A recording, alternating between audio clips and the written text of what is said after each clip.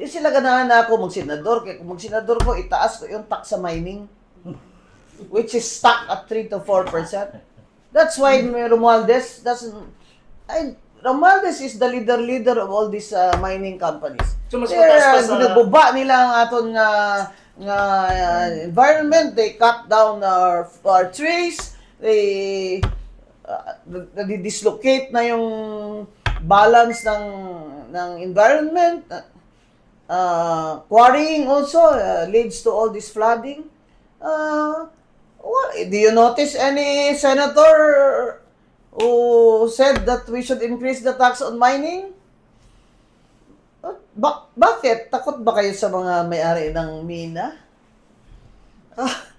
Ako hindi ba nakutakot kasi ayoko na i-tax nyo kami ng 12%, tapos ang minahan, tax nyo lang 4%? Mga tricycle driver, 12%?